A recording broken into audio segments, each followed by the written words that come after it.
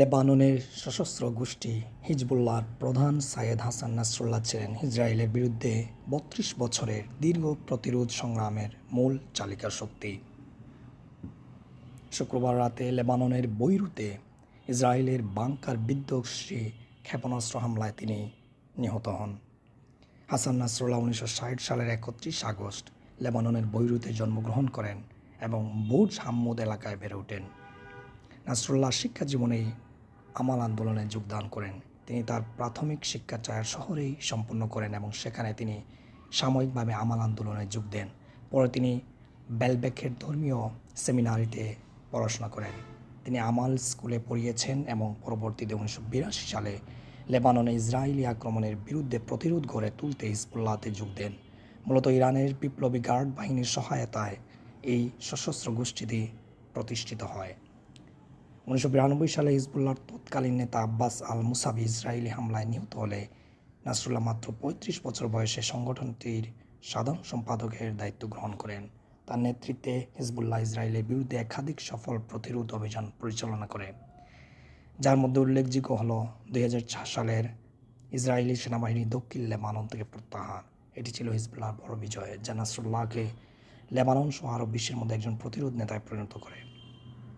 নাসরুল্লাহর নেতৃত্বে Hezbollah Iran থেকে missile ও rocket সংগ্রহ করে, যা ইসরায়েলের বিরুদ্ধে যুদ্ধ চালাতে কাজে লাগানো হয়।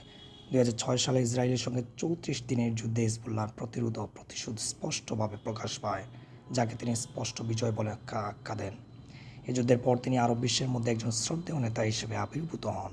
তার নেতৃত্বে হিজবুল্লাহ দূরপাল্লার রকেট অর্জন করে, যা তাদেরকে উত্তর ইসরায়েলের লক্ষ্যবস্তুতে হামলা চালানো সক্ষমতা দেয়, যদিও ইসরায়েল দক্ষিণ লেবাননে তার দখলদারিত্ব বজায় রেখেছিল। হিজবুল্লাহ কর্মক্ষেত্র সম্প্রসারিত হওয়ার ফলে নাসরুল্লাহ ক্রমেই বিতর্কিত ব্যক্তি হয়ে ওঠেন। সিরিয়ার গৃহযুদ্ধ, ইয়েমেনে হিজবুল্লাহর সম্পৃক্ততা লেবানন সহ মধ্যপ্রাচ্যের আরব রাজতন্ত্রগুলোর মধ্যে উত্তেজনা বৃদ্ধি করে। এদিকে ২০১৯ সালে লেবাননের অর্থনৈতিক সংকটে হিজবুল্লাহর ভূমিকা নিয়েও সমালোচনা দেখা দেয়।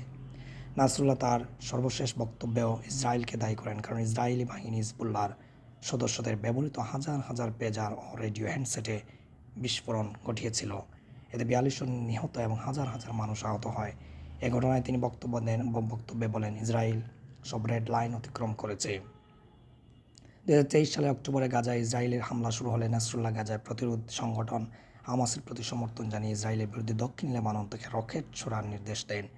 ইয়েমেন ও ইরাকের প্রতিরোধ গোষ্ঠীগুলো হিজবুল্লাহর সমর্থনে এগিয়ে আসে, তবে ইসরায়েলের পাল্টা হামলায় হিজবুল্লাহ অনেক যোদ্ধা এবং কমান্ডার নিহত হন।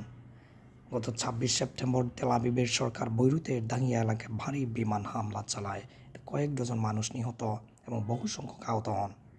লেবাননে ইসরায়েলের সর্বশেষ হামলাগুলো ছিল বেশ তীব্র, যা গত সোমবার থেকে শুরু হয় এবং এতে দেশটির ৭ শতাধিক মানুষের প্রাণহানি ঘটে, যাদের মধ্যে হিজবুল্লাহর একজন শীর্ষ কমান্ডার ইব্রাহিম আকিলও ছিলেন।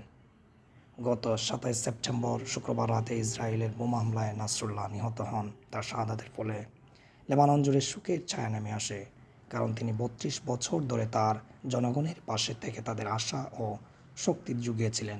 তবে বিশ্লেষকদের মতে হিজবুল্লাহ কেবল একজন ব্যক্তির উপর নির্ভরশীল নয়, বরং এর নতুন নেতা আরও শক্তিশালী ও তীব্র হতে পারে।